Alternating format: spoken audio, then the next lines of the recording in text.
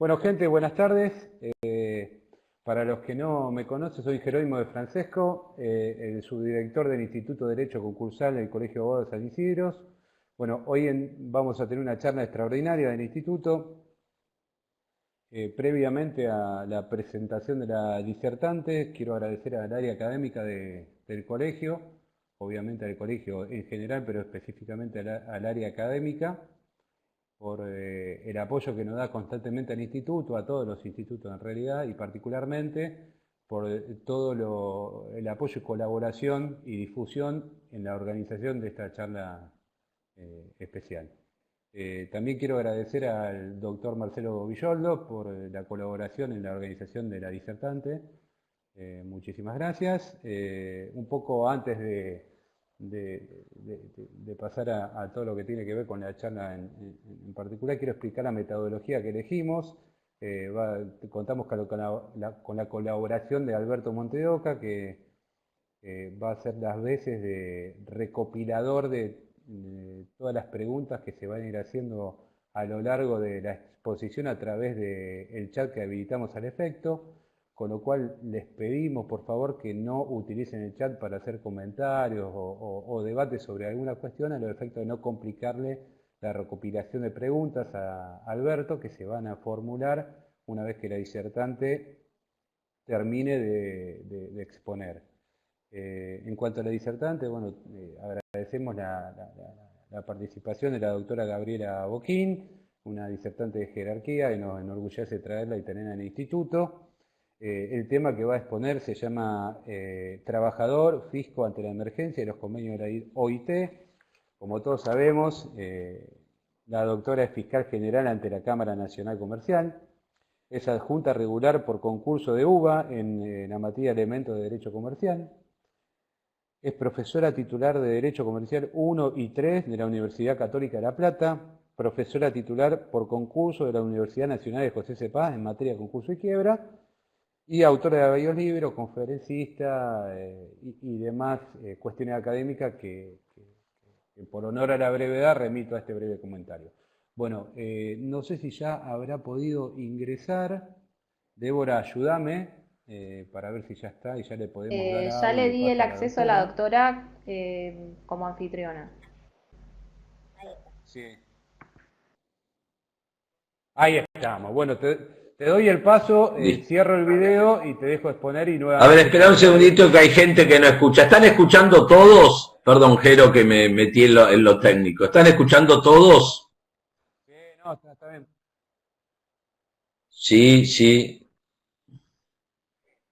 sí. Listo. Sí, sí, fantástico.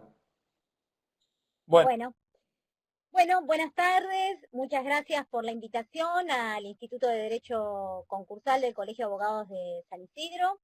Es un gusto estar con ustedes eh, para reflexionar sobre alguna cuestión que creo que tenemos pendiente y que nos obliga a analizarla en profundidad, esta situación de emergencia producto de el COVID-19, que es el convenio 173, la aplicación práctica y concreta justamente en casos de crisis empresarial. Y bueno, justamente tenemos que recordar que venimos de un diciembre del año pasado, muy poco tiempo, parece que fueran años, la cual se sancionó en el pasado diciembre la ley 27.541, que es la ley de solidaridad y de reactivación productiva, que declara la emergencia económica, financiera, administrativa, tarifaria, previsional, fiscal, energética, sanitaria, social, hasta el 31 de diciembre del 2020. Estábamos en el medio de esta emergencia declarada y con facultades delegadas hacia el Poder Ejecutivo Nacional, y nos sorprende en marzo de este año que la OMS declara la pandemia global, fruto del brote del COVID-19, y el 20 de marzo del 2020 se declara la primera etapa del aislamiento preventivo social y obligatorio. Luego vinieron una serie de decretos, pongo y destaco en este momento el que hoy está prorrogado, el 329-2020, que prorrogado por el DNU 487, de este año también, en el cual se prohíbe en la práctica los despidos sin justa causa. Ahora, ¿qué produce este aislamiento preventivo social y obligatorio? Por un lado, una paralización intempestiva y forzosa de la mayoría de las actividades productivas de nuestro país, de las actividades comerciales y también de los servicios, salvo de aquellos que son considerados esenciales, que son muy pocos. Podemos decir, hoy veía en el diario La Nación que había, podemos decir que los frigoríficos, también los supermercados, bueno, la bolsa dicen que la actividad bursátil se ha recuperado, no sé cómo, pero se ha recuperado, pero podemos decir que esto genera una ruptura general de la cadena de pago, producto de que también hubo una ruptura del flujo habitual de los ingresos, lo que implica una grave crisis de liquidez para las empresas y para las familias. Esto generó en estos 80 casi días de aislamiento un sobreendeudamiento masivo por parte de las empresas y de las familias para atender las obligaciones que provienen de relaciones de consumo, las empresas para pagar salarios, impuestos, servicios, además de las obligaciones que ya tenían pendientes de pago y que en su mayoría no están pudiendo ser atendidas. Y como producto y consecuencia de la feria extraordinaria o de la suspensión de términos de acuerdo a la jurisdicción, se produce la suspensión y demora de todos los juicios en trámites. Porque lo cierto es que más allá que digamos que hoy por hoy tenemos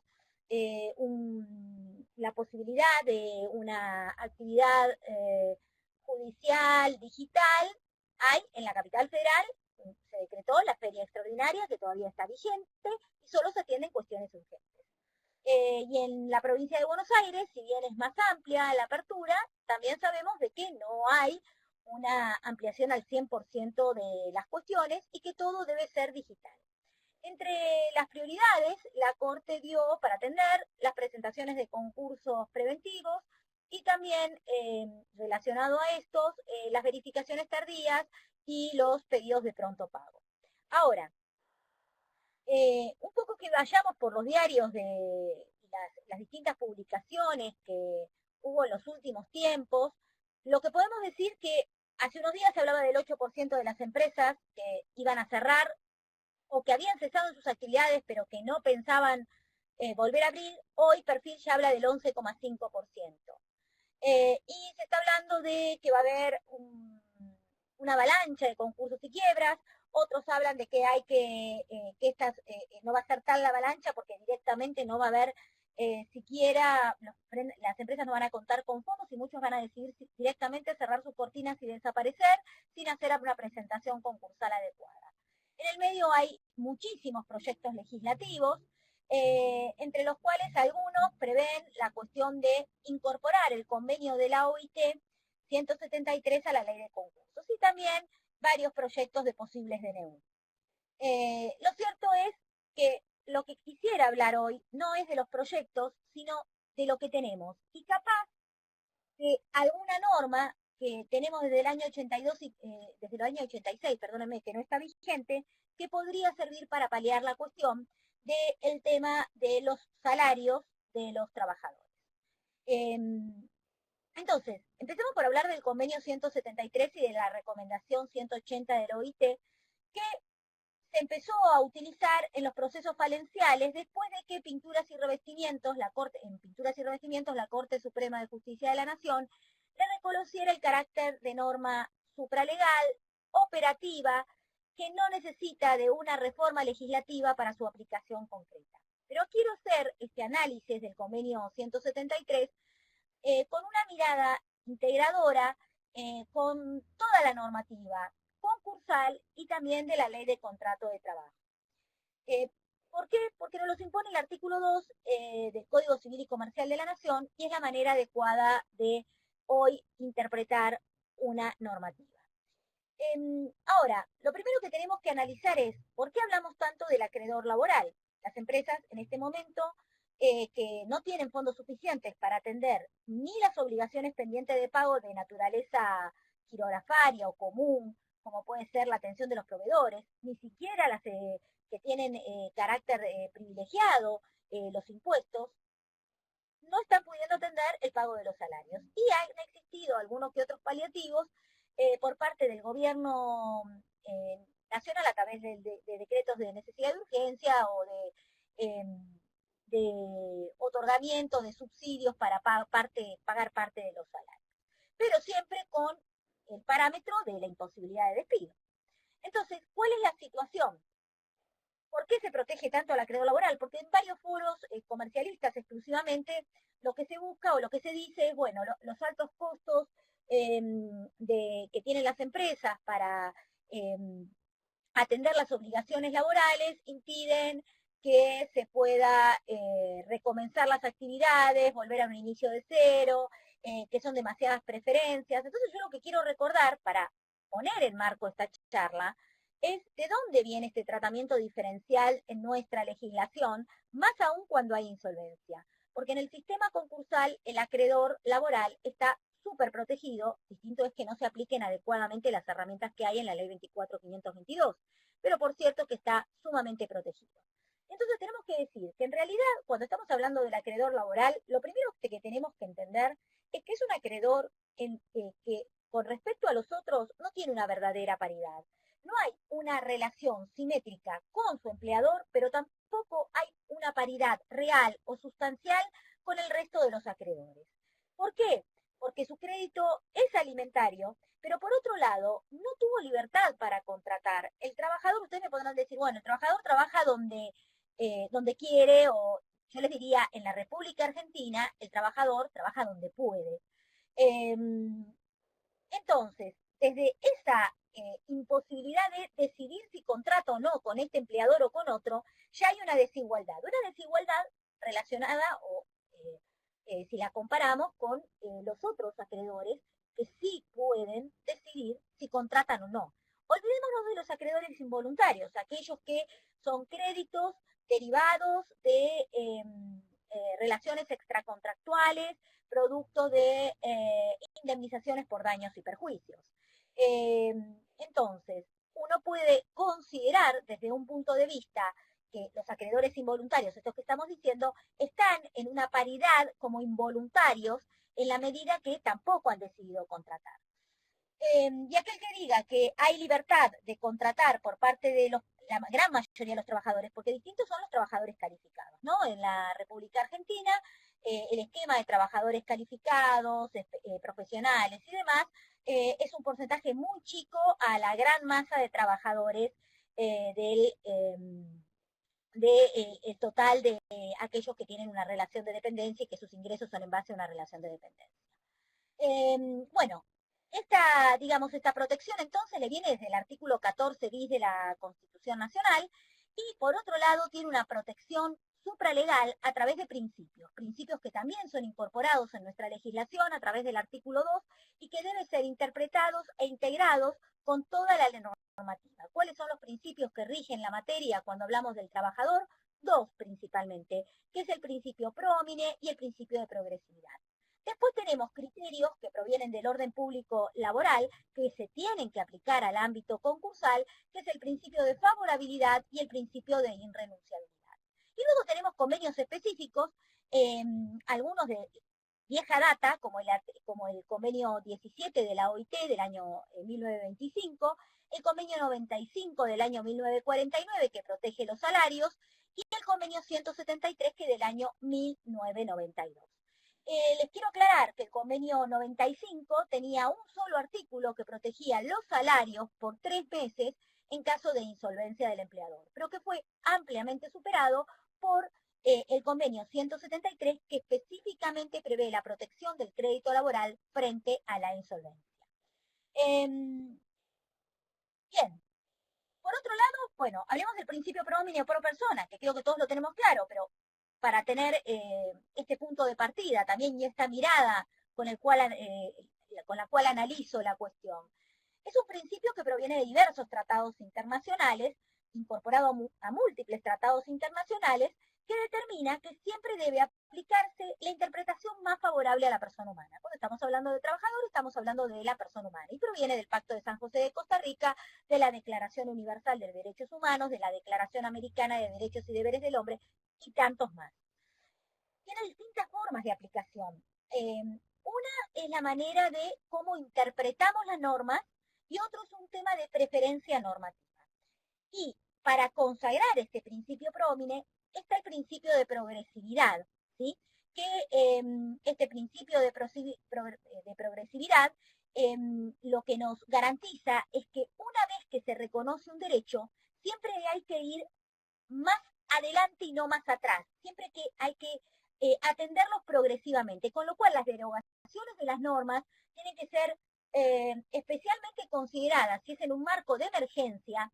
¿Esto por qué lo digo? Porque en el derecho concursal muchos están hablando de la posibilidad de volver al viejo sistema en el cual los convenios colectivos de trabajo en etapa concursal eran suspendidos, para que los reemplazara un convenio de crisis. Siempre teniendo como límite la ley de contrato de trabajo, por supuesto. Este es el piso mínimo que no se podría eliminar ni perforar. Ahora, ¿se puede o no? ¿Y se pudo en un momento, se puede en un marco de emergencia? Sí, porque el principio de progresividad no permitiría ir más allá de, o sea, derogar derechos ya reconocidos, pero en caso de emergencia o de situaciones de emergencia, se permitiría rever determinadas cuestiones, pero que tiene que ser por un plazo determinado de tiempo. Nunca atentando derechos esenciales que provienen de la ley de contrato de trabajo. Con lo cual, podría incorporarse esta suspensión de los convenios por un plazo determinado mientras dura el proceso concursal para que se negocie con el sindicato respectivo un convenio más adecuado. Sí. Y estas posibilidades de negociación surgen de la misma ley de contrato de trabajo, cuando hay posibilidades de suspensión, de posibilidades también de pactar una determinada baja en los salarios. Hoy escuché una charla, les quiero aclarar, que me llamó la atención, me gustaría, no tuve tiempo de verla ni de buscarla, pero bueno, para aquellos que le interesen, para el que lo quiera buscar, me comentaron que en un concurso en la quiebra de Oca, en Lomas de Zamora, se resolvió que el juez resolvió que le bajaba el 25%, o sea, dejaba fuera del pago de los salarios un suplemento que era por convenio. Lo dejó de lado y esto implica una baja de hasta un 25% de los salarios. Él dijo, si es más, no se puede rebajar más del 25%. Y lo fundó, y comentaron, no lo leí, por eso estoy diciendo que sería interesante entrar y considerar esa resolución del juez, a los fines de que se pudiera vender la empresa en marcha en la etapa liquidativa. Esta empresa está con continuidad de la explotación, y así salvar las fuentes de trabajo. Me gustaría ver la resolución para opinar sobre ella, pero lo que les quiero comentar es que ya estamos viviendo no solo debates en foros concursalistas o laboralistas sobre cómo se implementa con respecto a los trabajadores la normativa de emergencia que se puede estar barajando. En el medio, en tribunales, por ejemplo, ya tenemos un antecedente. Si es adecuado o no, no me animo a decirlo porque no leí la norma y no entiendo, no sé cuáles son los motivos por los cuales realizó la rebaja de salarios, pero les quiero comentar que sí existe esta resolución de hace pocos días en un tribunal de Lomas de Zamora. Y les estaba diciendo que este principio pro homine y este principio de progresividad tiene distintas formas de aplicación en cuanto a preferencia normativa o preferencia de interpretación. Así significa que si están en juego varias normas, se debe ponderar aquella que contenga una mejor protección para los derechos del individuo. Esto significa que en el sistema no sirve aplicar, estamos hablando del sistema del orden público laboral, no sirve aplicar una normativa más nueva si es regresiva en cuanto a los derechos del trabajador, ¿sí? Tampoco el tema de la norma especial deroga la ley general. Lo que siempre vamos a tener es que aplicar la norma más benigna, la norma más favorable para los derechos del trabajador. Y si se llega en algún momento a incorporar una normativa en el régimen concursal, dada la especial situación de emergencia que estamos viviendo, que no es idéntica a la del año 2001, que no es parecida a ninguna de las que hayamos vivido todos los que hoy tenemos años para contar nuestras experiencias concursales. No hemos vivido ninguna situación idéntica porque esto atraviesa a toda la economía, y no solo a la economía de este país, sino a la economía mundial, y los efectos van a ser realmente importantes si se diese lugar a una normativa como las que les comento para, por ejemplo, suspender mientras dura el trámite procesal del concurso los convenios colectivos para pactar un convenio especial. Tiene que ser siempre limitado en el tiempo, porque toda restricción de derechos ya consagrados en materia laboral tienen que ser limitados a un tiempo determinado. Bueno, ahora, como les digo, la ley de concursos y quiebras tiene una protección enorme. Esto cuando lo hablo generalmente con los laboralistas, muchos me dicen, bueno, pero no, cuando entra en concurso en realidad el trabajador está desprotegido. Y yo les digo que no, que en realidad conociendo los institutos, en el sistema concursal está sumamente protegido el acreedor laboral. Es el acreedor más protegido de todos. El tema es que hay que conocer los institutos y aplicarlos en los casos concretos. Tiene un sistema de privilegios con una doble preferencia, es decir, de acuerdo al rubro puede ser un privilegio especial o especial y general. Goza de una ilimitación del asiento en la misma ley de concursos, ¿no? No estoy hablando del convenio, para el tema del pago de salarios. Después las preferencias propias que tienen el cobro por los convenios por el convenio 173 de la OIT y la recomendación que ahora vamos a hablar, pronto pago, excepcionalidad para el fuero de atracción, posibilidad de iniciar nuevos juicios, no suspensión del curso de intereses, la posibilidad de pedir la quiebra sin acreditar los extremos del artículo 80, como lo tiene que hacer cualquier otro acreedor con privilegio especial, que tiene que demostrar que el bien asiento del privilegio no alcanza para cubrir el crédito y solo de esa manera puede pedir la quiebra. El acreedor laboral no tiene que cumplir con este extremo. Tiene una categoría separada cuando tiene un crédito, es titular de un crédito quirografario laboral, y puede renunciar al privilegio para integrar esta categoría y forzar un acuerdo. Tiene la posibilidad de conformar una cooperativa de trabajo en caso de liquidación de la empresa, o sea, en etapa de quiebra, y continuar con la explotación y participar en la liquidación, pudiendo compensar con la transferencia de sus créditos a la cooperativa los bienes que se están, los valores de los créditos con el valor de los bienes que se están liquidando, y así quedarse con los bienes por compensación, cosa que no puede ser a ningún acreedor. Tiene un derecho de información especialísimo que nace del artículo 10, del 14, inciso 10 y del artículo 34 de la ley. La posibilidad de participar en el comité de control por parte de los trabajadores, que son a través de sus representantes elegidos con todos los dependientes de la empresa, entre todos los dependientes de la empresa concursada, y hasta hay creaciones pretorianas, es decir, de la jurisprudencia, que le reconocen, por ejemplo, la posibilidad, o sea, su dividendo en materia en la quiebra no caduca si no se le es notificado en forma personal, en principio al domicilio constituido, y se está discutiendo si también es necesario el domicilio real. No empieza a correr el plazo de un año que tienen todo el resto de los acreedores, que en realidad se notician por edictos de que tienen a su disposición un dividendo para ser cobrado. Esta forma especial de notificación lo que busca es que la caducidad no se le decrete, o que el plazo para la caducidad no empiece a correr en la medida que no esté adecuadamente notificado. Ahora, este convenio 173, en el que vamos a centrar la charla para ver los distintos artículos que resultan de aplicación, entró en vigencia en el año 1995, pero es un convenio del año 1992, que instaura un doble sistema de privilegios. Un doble sistema de protección, un sistema de privilegios o la protección a través de una institución de garantía. Nuestro país en este momento lo que tiene vigente es el sistema de privilegios. Y lo que dice el convenio es que los estados pueden ratificar el convenio en la parte 2, que sería el tema de otorgarle un sistema de privilegios para protegerlo, o en la parte 3, o en ambas partes.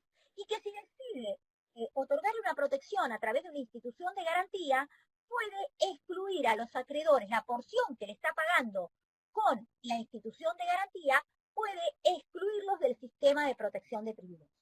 Y así hay montones de países, les pongo por ejemplo España, que ha ratificado la parte 2 y la parte 3, pero en la parte 2 ha excluido del sistema de privilegios, ha excluido a los empleados públicos y de la parte 3 ha excluido a las empleadas domésticas. ¿Sí?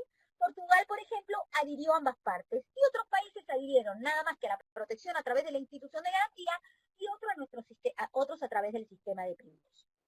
El tema es que este convenio, hasta pinturas y revestimientos, a pesar de que tenía vigencia en el año 1995, no se aplicaba en el país.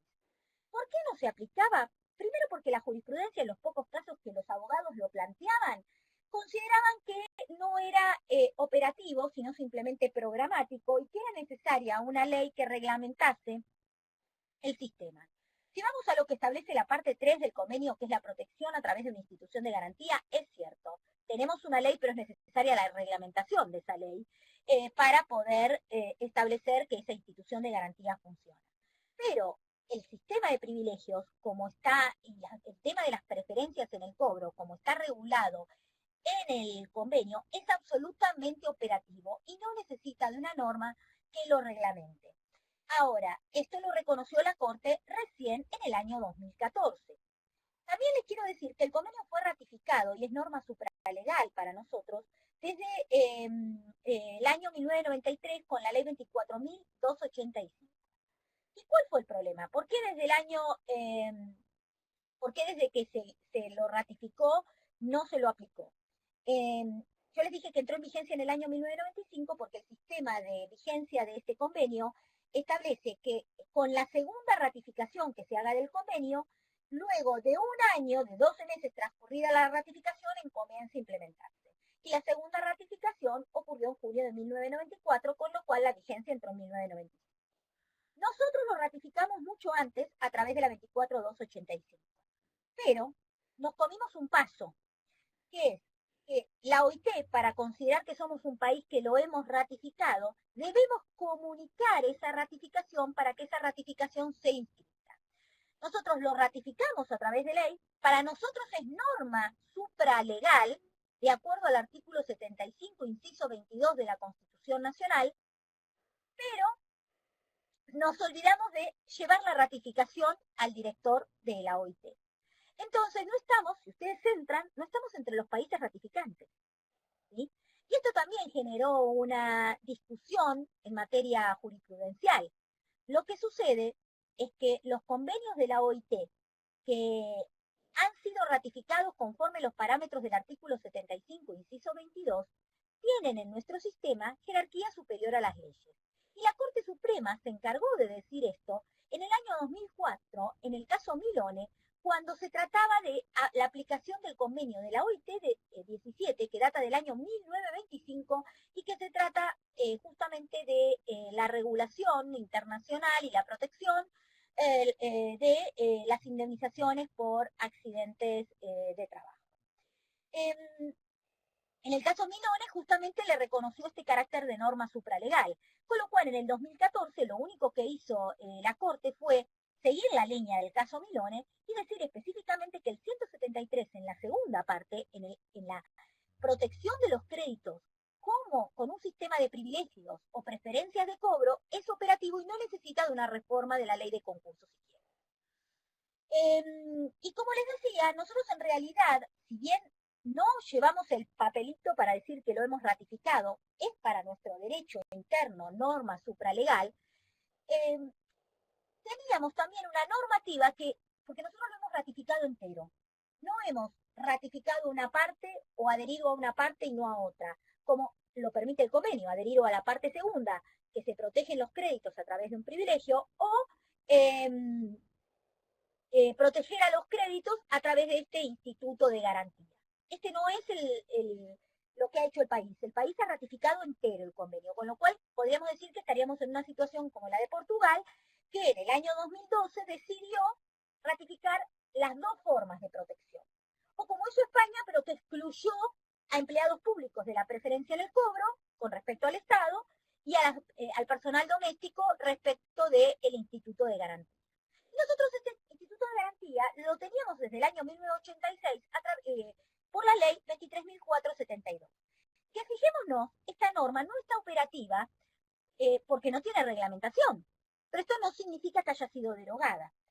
Esta ley creaba porque no está reglamentada, pero esto no significa que no se pueda crear ahora y que no sea una excelente solución para no estar discutiendo en estos momentos si cobra el fisco o cobra el acreedor laboral, porque creo que en la práctica puede pasar que no cobre ninguno.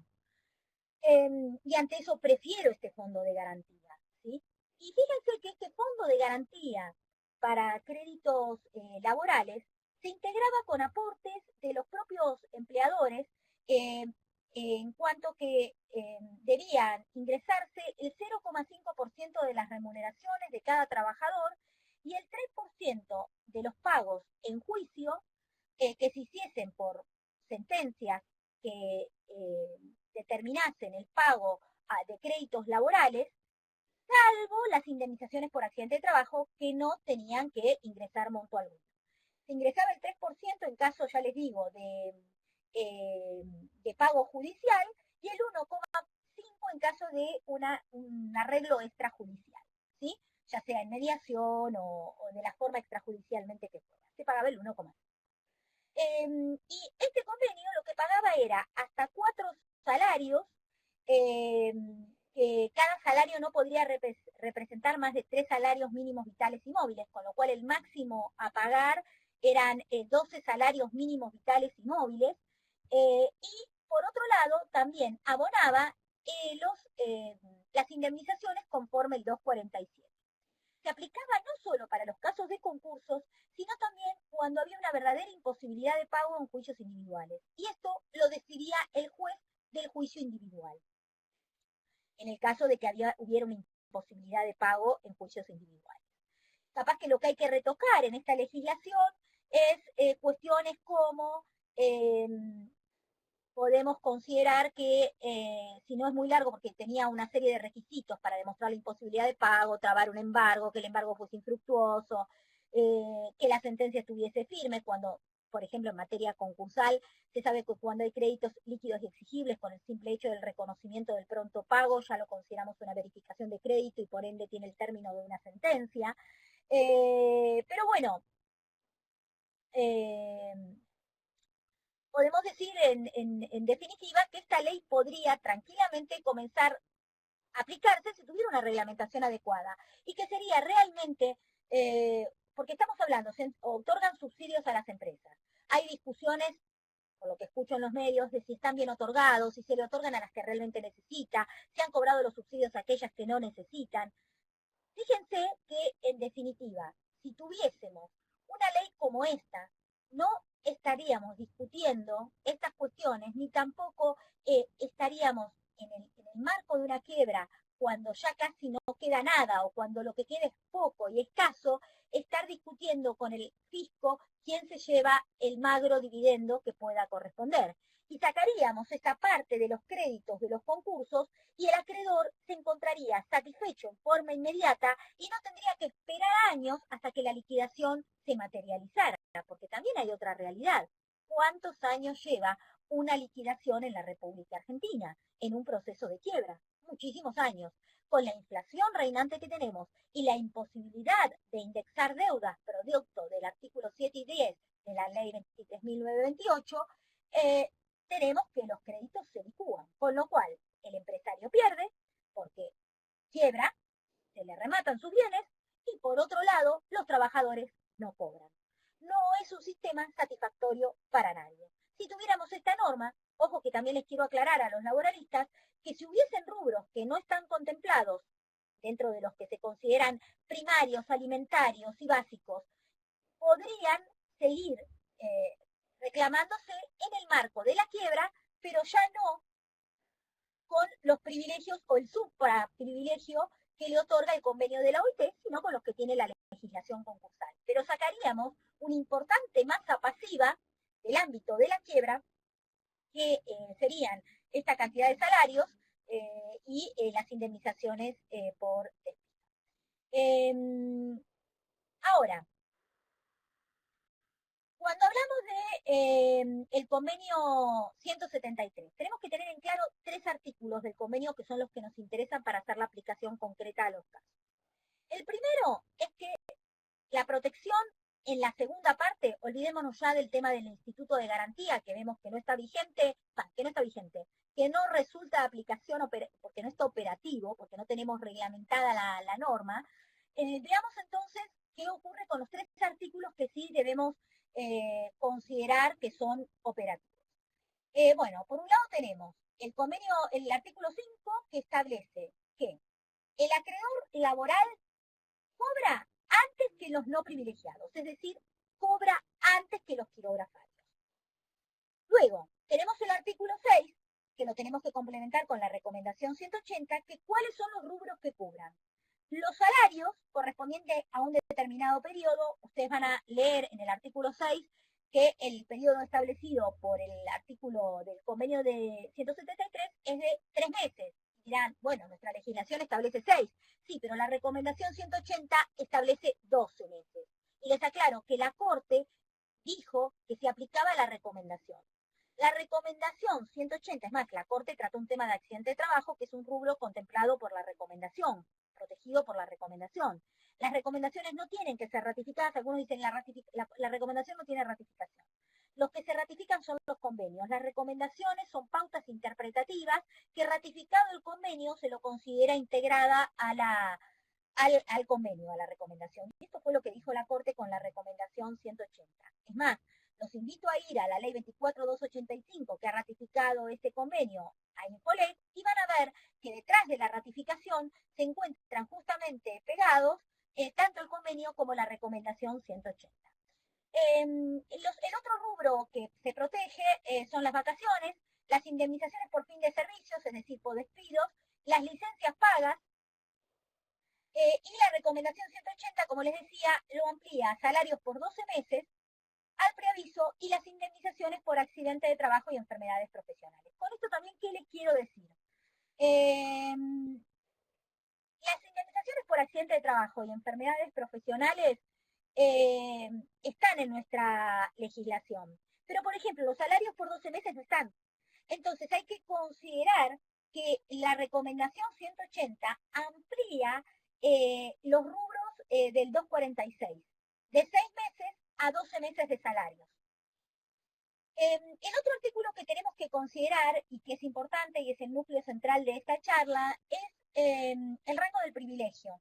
Que en relación a, algunos preguntan, bueno, si el crédito es hipotecario, si va a competir. No. El acreedor laboral desplaza al crédito del Estado y de la Seguridad Social.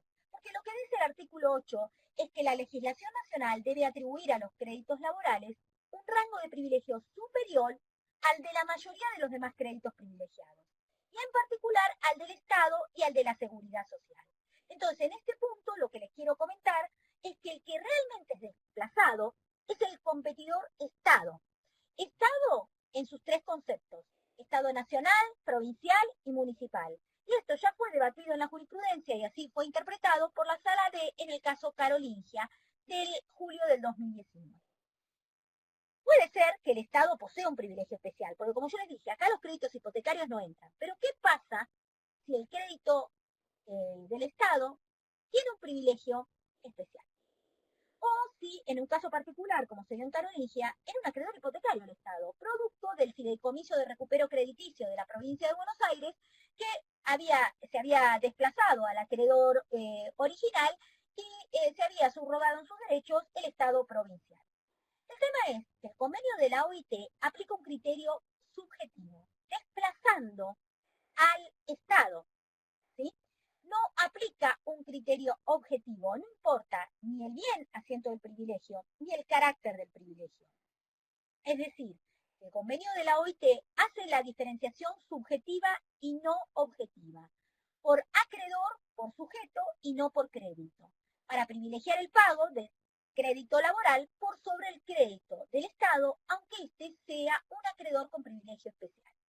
Puede darse también que el acreedor Estado sea la municipalidad o la Ciudad Autónoma de Buenos Aires con impuestos como el ABL o o la provincia de Buenos Aires también con los inmuebles ProperRem, con los impuestos ProperRem que graban la propiedad, o determinado bien como puede ser un automotor con el tema de las patentes.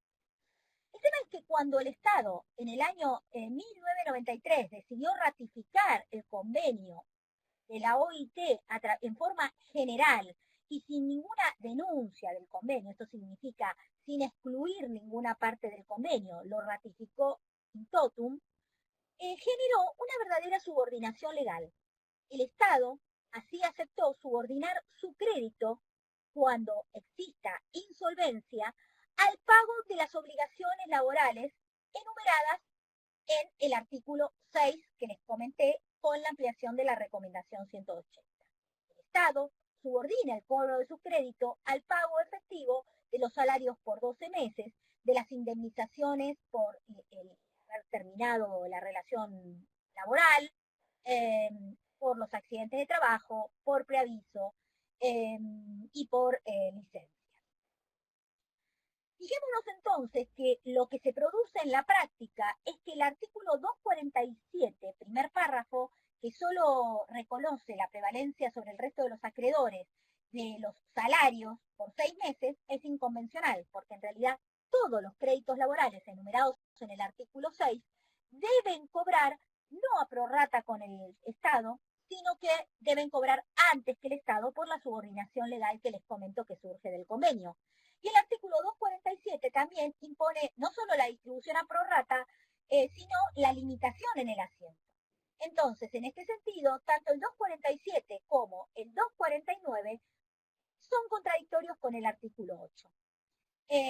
¿Por qué? Primero porque hay una prorrata con el acreedor privilegiado general, Estado Nacional, que en realidad es un crédito subordinado al cobro de estos créditos, y por otro lado, porque los quirografarios, conforme las previsiones del artículo 5 del convenio, no podrían cobrar un peso hasta que no sean satisfechos todos los créditos laborales. Dos desplazados principales, entonces, el acreedor Estado, ¿sí?, nacional, provincial o municipal, y los créditos quirografarios. En este sentido, llama la atención la redacción del 2586 del Código Civil y Comercial, que luce absolutamente como inconvencional, luego de que la Corte reconociera la aplicación concreta, práctica y operativa de pinturas y revestimientos. Porque ¿qué establece en el 2586, inciso D, el Código Civil y Comercial? Que los créditos fiscales prevalecen sobre los créditos laborales posteriores al nacimiento. Y en realidad el convenio no hace ninguna diferenciación acerca de cuándo es el nacimiento que depende del nacimiento o la fecha de nacimiento de cada una de las obligaciones para que se desplace o no al crédito del Estado por parte del laboral. Y acá lo que me interesa es que lo que me parece que hay que hacer una aplicación del convenio más allá del proceso liquidativo es cuándo se aplica el convenio. Y llamativamente, si leemos en profundidad el convenio, vamos a ver que no solo se aplica a la etapa liquidativa, sino que se aplica también a la etapa del proceso concursal, al acuerdo preventivo extrajudicial, a las liquidaciones de fideicomisos, a las liquidaciones societarias y en casos de que haya un cese de la actividad y un cierre de la empresa, aunque no tengamos proceso concursal en trámite. ¿Esto qué significa? Que los acreedores laborales pueden desplazar a los acreedores fiscales aunque no exista una declaración de quiebra. ¿Por qué? Porque la definición de insolvencia que tiene el convenio de la OIT es una definición de procedimiento. No es una definición que va en consonancia con lo que es nuestro concepto de estado de cesación de pagos. Hace una definición de insolvencia acerca de un determinado procedimiento. Insolvencia para el convenio es cuando se abrió un procedimiento relativo a los activos de un empleador con objeto de pagar colectivamente a los acreedores.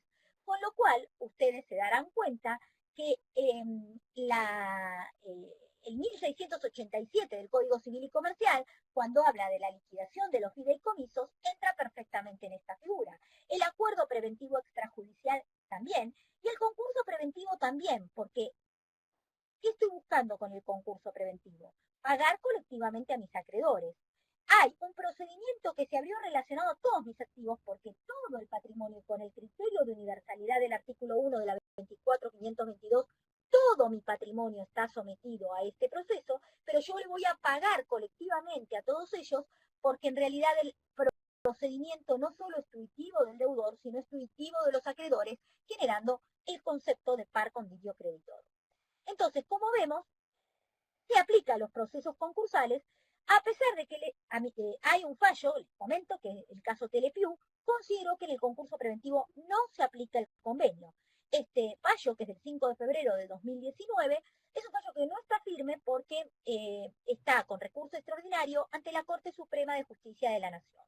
Es un caso en el cual, fíjense que considerar operativo el convenio en el marco del proceso concursal tiene muchas implicancias, que están relacionadas, por ejemplo, a la inembargabilidad por parte del fisco de aquellos fondos destinados a pagar salarios. ¿Por qué? Porque si yo me he presentado en un concurso preventivo, por más que todavía no me hayan decretado la quiebra, sabemos que virtualmente o potencialmente puede haber una quiebra indirecta que suceda a ese concurso preventivo. Si por deudas postconcursales el fisco decide embargar las cuentas, entonces en una quiebra posterior se vuelven ilusorios los derechos de los trabajadores consagrados, porque no se pueden pagar las dos cosas, en el caso que no se puedan pagar las dos cosas, por supuesto. Recordemos que es una empresa que está en estado de cesación de pagos y que difícilmente está en un punto de equilibrio, y menos en las situaciones especiales que estamos viviendo en el marco de la emergencia económica que estamos viviendo. Difícilmente se puedan pagar todos, tanto los salarios como el fisco, y estén en un verdadero punto de equilibrio en la empresa. Entonces, cuando se producen estos embargos automáticos, inmediatos, sobre las cuentas operativas de la empresa, claramente lo que se impide es continuar con el pago de los salarios en forma normal. Hay veces que hemos visto que las empresas lo que hacen entonces es generar cuentas a nombre de los directores para evadir esos embargos, cuando en realidad lo apropiado es que ese embargo se levante, porque en la medida que la empresa está sometido a proceso concursal y que puede en algún momento declararse la quiebra por cualquiera de las razones que conocemos de quiebra indirecta, ya sea porque se frustra el acuerdo, porque no se logran las mayorías, porque no se publica la propuesta, porque no se homologa la propuesta, porque se hace lugar a la impugnación, porque se hace lugar a la nulidad, porque hay una declaración de incumplimiento del acuerdo ya homologado. La quiebra posterior implicaría que el fisco quede subordinado al pago del crédito laboral. Y si no se pudo pagar el crédito laboral porque se embargaron las cuentas, entonces el Estado se llevó dinero anticipadamente que debería en realidad devolver a la quiebra con más los intereses para que cobren los acreedores laborales. Para que no ocurra esto, en realidad lo que ocurrió en Telepiu es que el juez declaró inembargable una cuenta a los fines de pagar exclusivamente salarios. Y esto fue lo que la Sala D revocó, y esto es lo que está en consideración de la Corte Suprema de Justicia de la Nación. Les cuento que en este caso hay ya un dictamen del procurador ante la Corte, del doctor Víctor Abramovich, que considera que debe revocarse el fallo de la Sala D, considerando la aplicación del convenio de la OIT aún en los procesos concursales.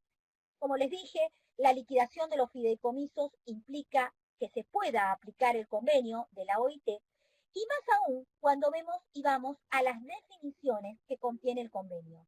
Porque en realidad el convenio de 173, aparte de esa definición en base al proceso, nos está hablando de otras situaciones en las que no pueden pagarse los créditos laborales a causa de la situación financiera del empleador.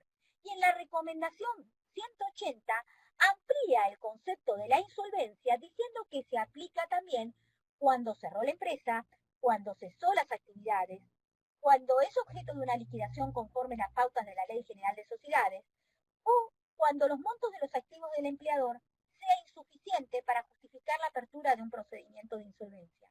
Lo cual, como estamos leyendo en los diarios, va a ocurrir porque muchas empresas han decidido cerrar las cortinas, bajar sus cortinas, cerrar sus puertas, cerrar su actividad y no presentarse capaz que en un proceso concursal. También en casos de la masa indivisa insolvente, ¿sí? Bueno, en definitiva se está yendo un poco la hora. Creo que, aunque nos quepa la menor duda, prima la obligación de tutela. El cambio de paradigma que produjo la ley 26.684, más las normas que enunciamos en un principio, nos hace que en caso de duda acerca de la aplicación del convenio, tenemos que estar para la aplicación concreta del mismo.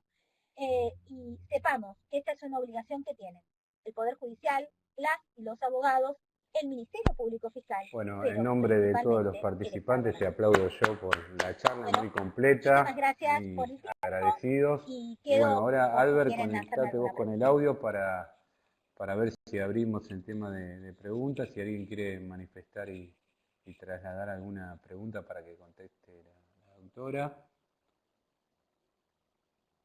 Como quizás se incorporó gente después, le volvemos a reiterar que las preguntas se van a hacer vía chat y la va a leer Alberto directamente para trasladarla y que la conteste la doctora.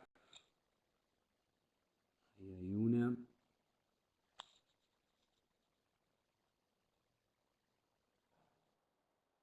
Ay, sí, lo que quieras.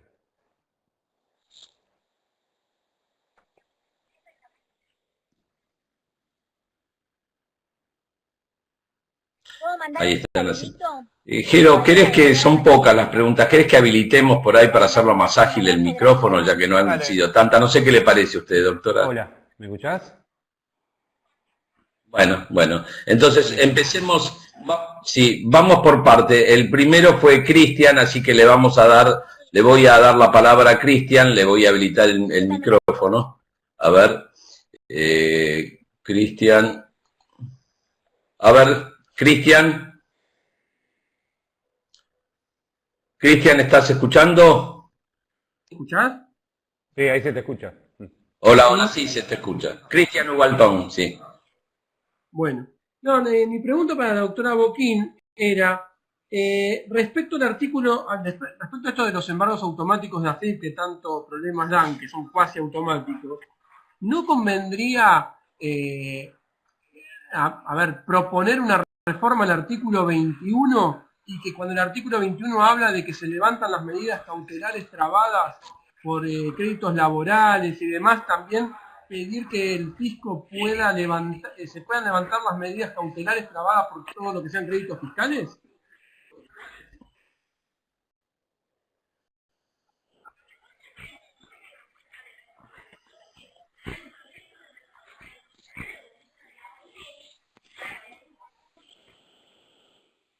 Como reformas hay montones de propuestas de reformas. Les cuento que hay un proyecto de reforma para incorporar el convenio de la OIT a la ley de concursos y quiebras, pero tampoco en su integridad. O sea, lo único que establece es que cobra el crédito laboral antes que el Estado. Y el problema que tenemos es, como bien decimos, es este problema de el levantamiento, el problema de las cautelares. Lo que sucede es que ponerlo en el 21 no me parece adecuado. ¿Por qué? Yo creo que se tendría que generar una norma especial. ¿Por qué en el 21 no? Digo nada más que como una cuestión, hasta diría, de buena praxis legislativa, ¿no? El 21 nos habla del levantamiento de las cautelares por las obligaciones de causa o título anterior, que se hayan trabado por causa o título anterior. Y esto, lo que estamos hablando es de créditos postconcursales. La traba de estos embargos es por créditos postconcursales, porque si no, no se podrían trabar. Con lo cual creo que sería necesaria una norma específica que dijera que los créditos fiscales, hasta que no culmine el concurso preventivo, en la medida que no haya un punto, también se tendría que establecer algún límite, ¿no? Porque esto también tampoco llama a la rebelión fiscal y a no pagar. Lo único que estoy diciendo es, por ejemplo, si tiene que decidir el empleador entre pagarle al fisco y a los trabajadores, ¿a quién le debe pagar sin caer en responsabilidad? Ni tributaria, ni penal tributaria. Le tiene que pagar al trabajador, porque está habilitado por la ley por el convenio de la OIT. Y la manda es que le pague primero al trabajador. Pero ¿qué hacemos si la FIP no se queda tranquila y hace los embargos? Bueno, en ese caso yo creo que sí, es necesaria una norma específica. Perfecto, muchísimas. 21, porque ya vemos que la creación... Muchísimas gracias. Tenemos otra pregunta que del doctor Marcelo Castro Giovanni, así que le doy el micrófono a él. A ver, Marcelo, estás con audio ahora.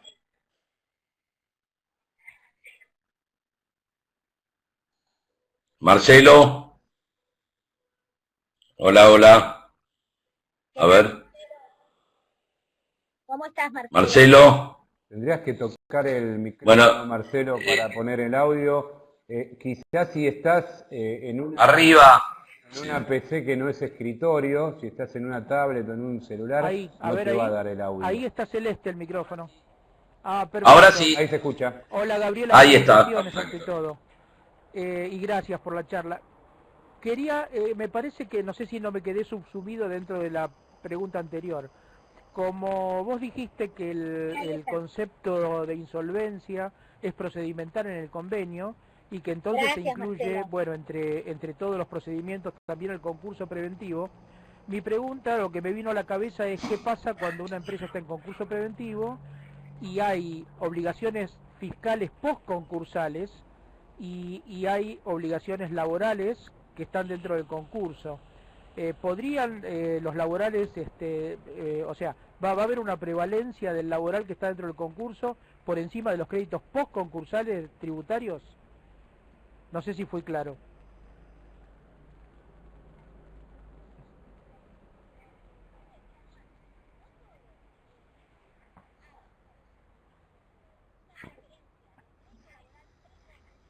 Sí, sí, fuiste clarísimo. Sí, fuiste clarísimo. Pero te voy a decir algo más. No solo hay una preferencia del crédito laboral preconcursal respecto del crédito fiscal, sino del postconcursal, porque en la medida que vos estés en procedimiento de concurso, estás sometido a una posibilidad de una quiebra futura. Entonces, ¿qué subordinación legal podemos efectivizar si el fisco tiene una posibilidad de agresión del patrimonio 100 veces más fuerte que la que tiene un acreedor laboral que le deben el salario, del mes? La FIP se lleva los fondos líquidos disponibles, el flujo de caja, embargando la cuenta corriente, y el trabajador no puede cobrar el salario de ese mes. Ya no estamos hablando de los créditos para pronto pago, no estamos hablando que encima tiene una protección, estamos hablando del crédito que se va generando mes a mes, que el del fisco también se va generando mes a mes. A mi criterio, el Estado desde el momento en que ratificó este convenio, reconoció que está subordinado su cobro al cobro del crédito laboral, en la medida que sea posible que se decretase la quiebra. Perfecto, contestadísimo, gracias. Necesario ser efectivo el cobro a través de... Bueno, yo hago abuso de poder porque tengo el micrófono y puedo preguntar sin pedirle a nadie. Que te pregunto lo siguiente, el fallo Carolina de la sala del 16 de julio, ¿ese fallo está firme o está recurrido?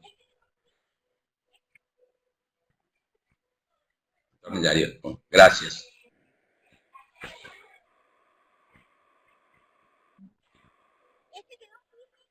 Este quedó firme porque no se planteó recurso extraordinario. Talía no presentó recurso extraordinario, no porque crea que era un caso. Me ocurre que en este caso fue muy específico. Primero, lo que yo rescato de Carolingia es que queda claro que estamos hablando de los tres fiscos, no nada más que del Estado Nacional, como acreedor fiscal. Pero en Carolingia fue un caso hiper particular. ¿Por qué? Porque no era el fisco acreedor privilegiado especial por el concepto del crédito propiamente fiscal, o sea, por impuestos.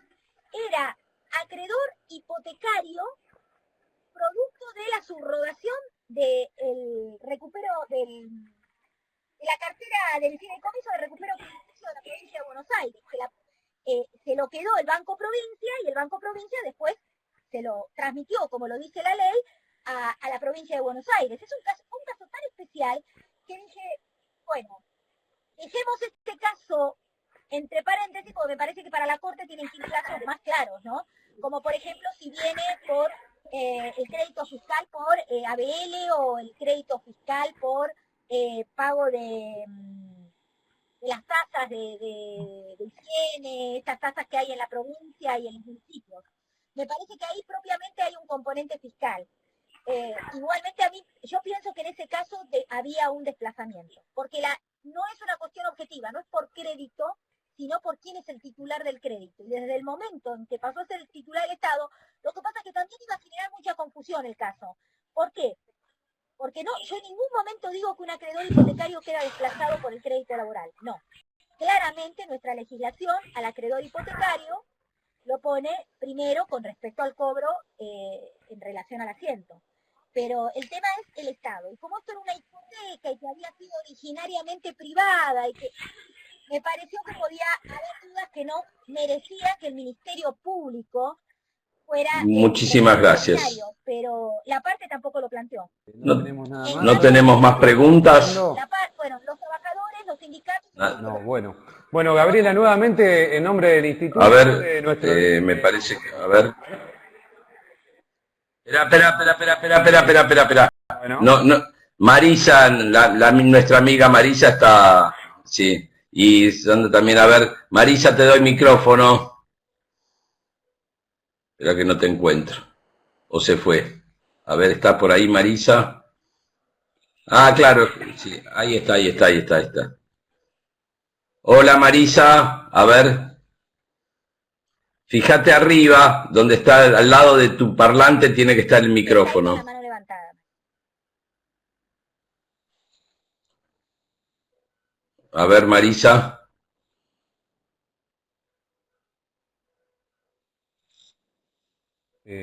Puso en el chat que quería hacer una pregunta, Albert. Quizás quería saludar. Levantó la mano y... Sí.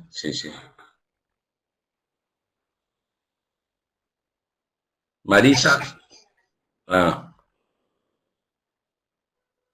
Levantó la mano.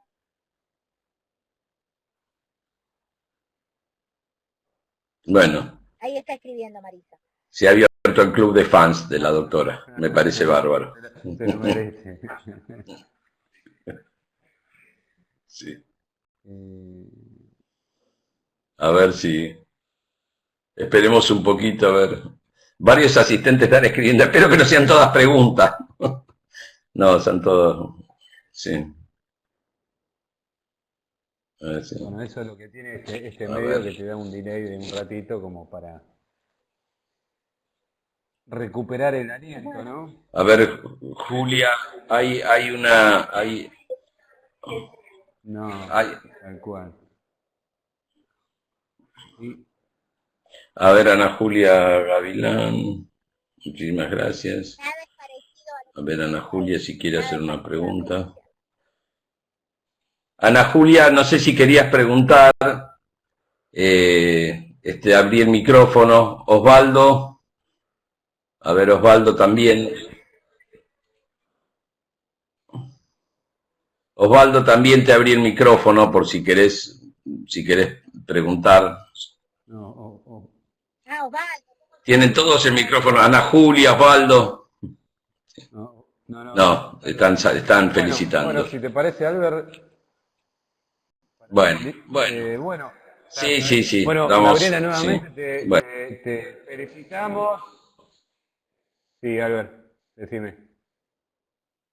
Bueno, nuevamente te agradecemos del instituto, en nombre personal, en nombre también de Carlos Rivera, nuestro director que hoy no pudo estar.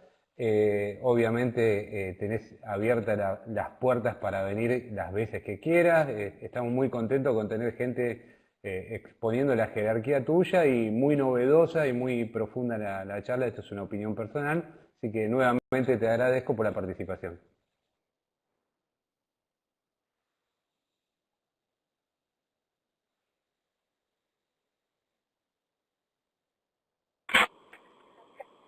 ¿Podemos robarte un minutito más?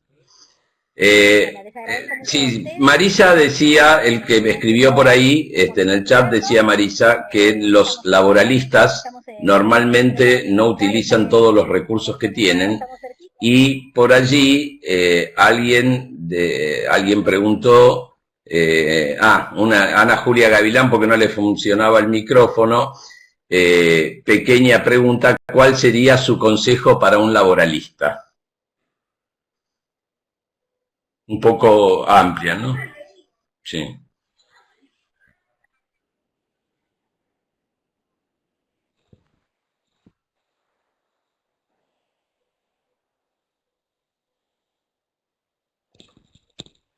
lo que siempre le digo, que no se quede a espaldas del concurso, porque en general el laboralista se queda trabajando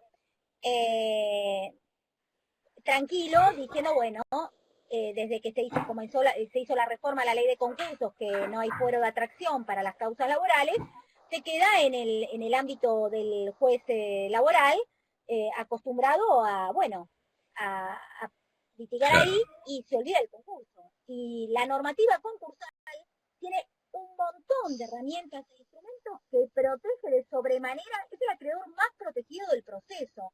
Es más, está más protegido que cuando lo dejaban fuera, porque cuando lo dejaban fuera era un acreedor extraconcursal que se tenía que arreglar con el cobro como podía.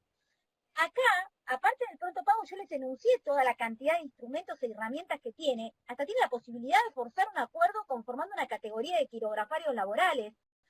Sinceramente, la recomendación que le hago al laboralista es que la ley de concursos, cuando se concursa, la ley de concursos la tiene que tener a mano y tiene que conocer esas herramientas y no quedarse litigando en el foro laboral pensando de que nunca le va a tocar presentarse en el sistema. Bueno, ahora sí. Terminá de decir lo que estabas diciendo, Gabriela, te dejamos el micrófono para que culmines. Así que bueno, ese es mi consejo para los laboralistas. Bueno.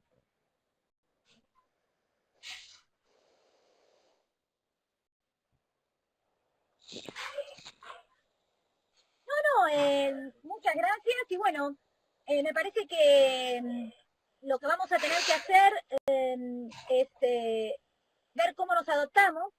Todos los que nos gusta el derecho concursal, sabemos que el derecho concursal tiene muchas herramientas, pero que el derecho concursal no va a salvar a la economía.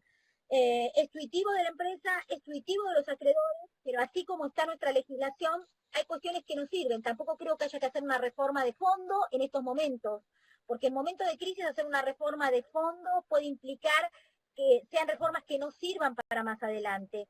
Necesitamos hacer reformas a cuestiones puntuales, como por ejemplo la imposibilidad de presentarse en el nuevo concurso en el plazo de un año, porque claramente el que no estaba en estado de cesación de pagos lo está ahora, pero muchos que se presentaron en concurso preventivo y que tenían en pleno trámite su proceso o estaban en plena etapa de cumplimiento del acuerdo, hoy deberían poderse volver a presentar, porque claramente hay una situación de fuerza mayor que está pidiendo a gritos que la inhibición del artículo 59, este plazo de un año, no le corra a todos. También está el tema de si lo que me comprometí a pagar hace un año a través de un acuerdo homologado, hoy va a ser posible de pagarlo de la misma manera. Con lo cual, si no tenemos una legislación de emergencia para atender estas cuestiones puntuales, porque lo demás me parece que todo es en base de la razonabilidad, la extensión de los plazos, las prórrogas, creo que pretorianamente se pueden resolver. Por supuesto que como abogados entiendo que lo más claro es tener una norma que así lo estipule, pero la razonabilidad hace decir que se tienen que prorrogar los plazos, que se tiene que dar más tiempo. En uno de los PowerPoint que les puse, la revista Noticias en su momento decía que una vez que se levante totalmente el aislamiento preventivo social y obligatorio, se van a necesitar 6 meses para empezar a ver que se recupera un poco la actividad. Con lo cual no podemos saber lo que va a pasar en el año en curso. Y decir, bueno, prorrogo hasta septiembre, tampoco es suficiente. Pero bueno, esa es mi mirada final. Me parece que hoy por hoy los trabajadores, las empresas, las personas humanas, las familias, estamos todas en un mismo barco que lamentablemente no sé si nos va a llevar a buen puerto. Bueno, buenísimo. Yendo a lo que decías vos, remar todos juntos para tratar de salir de esta situación crítica. Yendo a lo que decías vos, particularmente de los proyectos de reformas y demás, bueno, hoy va a salir publicado en la página del colegio. Estamos organizando a través del instituto una charla el 17, los que están participando, los pongo en conocimiento, una charla de los proyectos de reforma que va a participar Trufat, Anich y Mosi. Así que después haremos extensiva la invitación para el día 17 de junio, justamente para tratar estos temas que andan dando vuelta y... Bueno, buenísimo. Bueno, buenísimo. Bueno, muchísimas gracias y buenas noches para todos. Hasta luego.